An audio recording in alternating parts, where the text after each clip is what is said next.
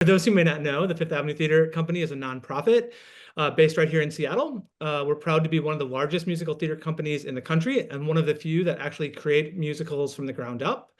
In addition to presenting Broadway tours, we self-produce original work, often launching shows that go on to have national lives. We also have robust education and engagement programs that connect hundreds of thousands of students and community members across our region every year. This gathering today, as I said, is about SUFS, and SUFS is about amplifying voices, activating change, and building community. And that's work we care deeply about here at the Fifth Avenue. And we're thrilled to be doing it in partnership with all of you and being able to share what we're looking to do with you. Um, so we have a special guest with us here. Somewhere in one of these Zoom boxes is the amazing, there, yeah, she's waving at us, Shaina Taub.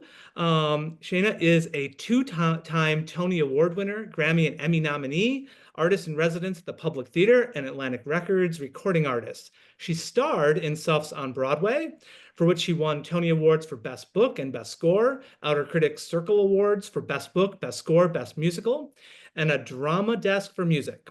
She's a recipient of the honors such as Jonathan Larson Grant, the ASCAP Richard Rogers New Horizons Award, Workers' Circle Activism Award, the League of Women Voters Tribute Award, and was included on the 2024 Time 100 Next list of rising leaders. We're honored to have her here to share more about the show, the movement behind it, and her creative process. Welcome, Shaina. We're so glad you're here. Hi, I'm so excited and honored to be here. When I heard that the tour was kicking off at the Fifth Avenue, I jumped for joy. Sorry, I'm moving tomorrow, so these are all my moving boxes. I'm moving to Seattle. I'm just kidding. I wish. That sounds great. It's such an esteemed, respected theater. Even all of us out here in New York hold it in such high esteem. So I'm so psyched. This kicking off there. I'm a Vermonter originally. I've always felt like a philosophical kinship between the Pacific Northwest and Vermont. So I just couldn't be happier that it's kicking off there. And really grateful to all of you for gathering tonight to hear a little bit about the show and so I can get to know your community as well.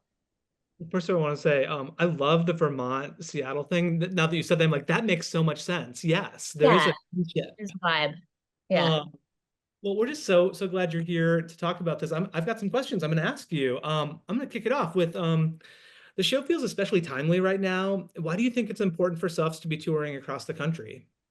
I feel just as passionate, if not more so, about the tour than I did our Broadway run. Because, it's no surprise, I'm sure, to anyone on this call, we're living in this moment where not only our rights and freedoms for our voting rights for so many groups in this country are still being rolled back, and women's rights especially.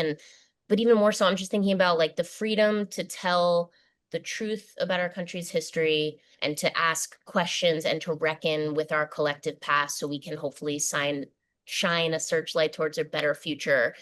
Our freedom to gather in a civic hall like a theater is something I think we need to be celebrating in this moment, where I think, a lot of people in power would much prefer that a girl wouldn't sit in an audience to hear a story about her past, because then she'll want to write the next chapter for herself. So I think, especially for our young people, which Suffs is a family-friendly show, even though it deals with intense themes, this is a moment where I think we owe it to all our kids to share these stories of our American past so we can work together to change what happens next.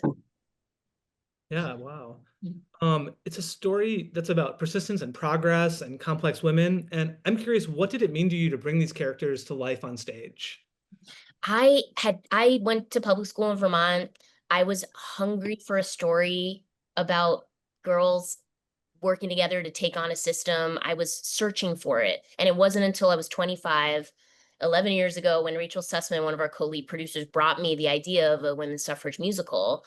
And she asked me what I knew about American women's suffrage. And I realized I didn't really know anything. I just knew the name Susan B. Anthony. I knew sort of like a vague anecdote about a 19th century women's rights convention. And she gave me a book by one of our characters in the musical, who you'll meet, Doris Stevens, who sort of chronicled the most dynamic years of the movement. And I stayed up all night reading it. I had no idea that American women were the first citizens to stand in front of the White House in a picket line. They were the first American citizens to march for a political cause down Pennsylvania Avenue. They were thrown in prison. They went on hunger strikes. I could not believe that I hadn't learned this history. But more so, what I was struck by reading that initial book, that was sort of my like gateway drug to the suffrage movement, was these women and reminded me of my friends. They reminded me of my mentors and my mom and my aunts and my teachers. And just like, women who find their sense of joy in working really hard towards a good cause. And I just felt like, oh wow, like if I had had this musical when I was a teen, I would have loved that. So I just sort of got excited to sort of put something out there that showed those sorts of women, showed those sorts of women. Yeah. That's like it sort of leads to my next question, because what's interesting about the show is it's at once incredibly historical, but also feels contemporary, and they're sort of like having this dual dialogue. How did you think about balancing that in the storytelling and making that so clear to us? Well, thanks.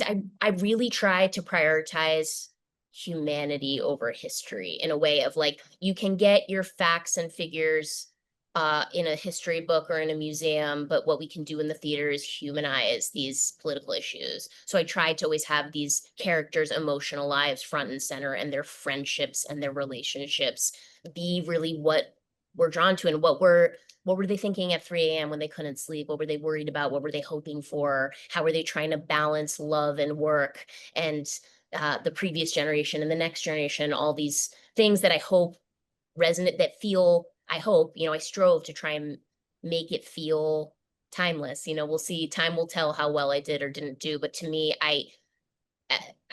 also strove to not, you were talking about like its relevance right now. I really tried to not wink at the current moment, to try and like render explicit any kind of like direct analogy to someone I shall not name in office right now, or like anything like that. Because my favorite musicals, the musicals that I have grown up on and loved and have studied, Fiddler on the Roof, Cabaret, anytime those shows come around, you're like, oh, they always speak to their moment. Ragtime. So I tried with Suffs to let you draw any contemporary parallels you want to draw, but really presenting it as a human story first.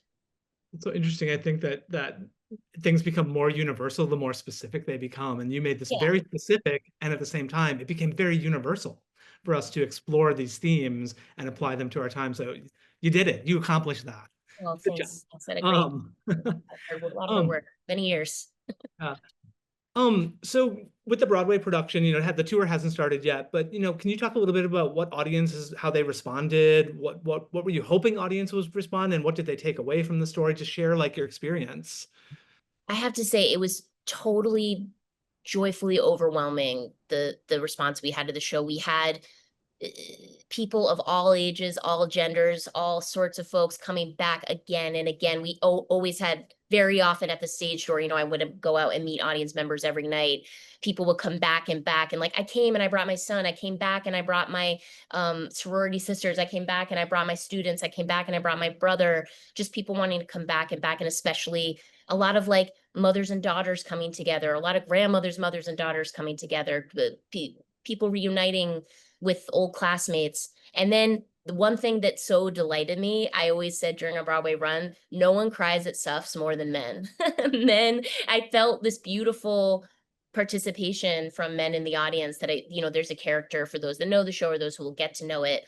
Even though, women are at the center, there's a character named Dudley Malone, who was a real man who worked for the Woodrow Wilson administration, but then his eyes were open to the cause of women's suffrage, and he very publicly resigned the Wilson administration in an open letter in the Washington Post, and then began working pro bono for the suffrage movement, and ultimately married a suffragist. It's like a real life suffrage love story. It's amazing. But I put him in there because I want men to feel seen by this show too, and to feel like there's a place and a necessity for men in these movements for women's liberation over time. And so it was always really moving to me to see the dads and the uncles and the grandfathers, shed a tear. And also, we were running last year in the run up to the election and in the aftermath of the election. And something that really struck me, especially in the many months we were running after the election, I would share world weary, tearful glances with a lot of the adults at the stage door, and it was such a heavy time in so many ways. But all the young people I met, like the college students, high school students, elementary school, all ages, were so excited still. Like they love to like tell me about like the civics club they started at their school, or the protest song they wrote, or how they did a research project on Ida B. Wells. And that, it wasn't a perfect generational divide. I'm making generalizations, but seeing the sense of possibility in the eyes of young people, even in the aftermath of that election, really struck me of like, okay, if hearing the story of history is making young folks feel excited about their ability to organize for change. We've we adults have got to keep it up. So I've been really excited to spread that energy around the country, hopefully. Yeah, we're excited to have that energy here in Seattle. That's exciting. Um, so you've kind of alluded to this already, but maybe we can talk a little bit further about it. The story, it seems like it's for you, from your point of view, very important for younger generations to hear the story. And what are you hoping that they walk away from it with? What are you hoping that young people across the country, when they see this tour, walk out the door feeling? So many times when I was talking to people over the years as I was researching this project and writing the show, people would say, "Oh, is it so depressing to read about this and realize we're still fighting these same fights today?" And I always had to be like, "No, it's energizing." When I discovered this treasure chest of history that I had never learned about these people, these ordinary, everyday Americans without, I mean, some of them are wealthy, some not, a lot of working class trade union, that's a whole nother conversation. We could be here all night and I would love to talk about suffrage because I will not stop. But I digress.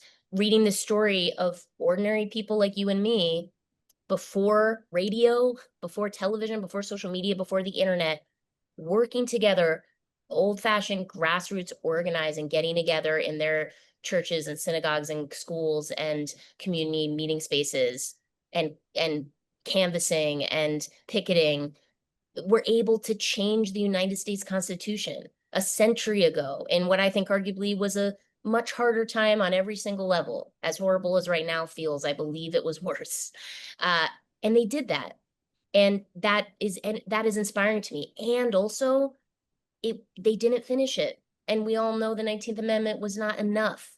And both things are always true. So I hope that young people leave feeling that energy of what their ancestors were capable of, and also understanding that even none of us are going to finish these fights in our lifetime. My epigraph on the script from day one and to this day is a quote from the Talmud that says, "You are not obligated to complete the work, but neither are you free to abandon it."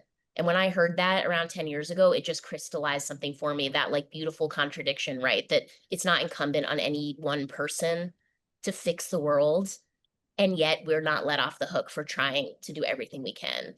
And we may not finish in of our lifetimes, but the next generation might, and that's reason enough to keep going. So I hope people feel sort of that like sense of hope that hopefully doesn't feel superficial or unearned, but that feels grounded and in our shared past. I hope they leave ready to take on a challenge with their friends to do something in their community for the better.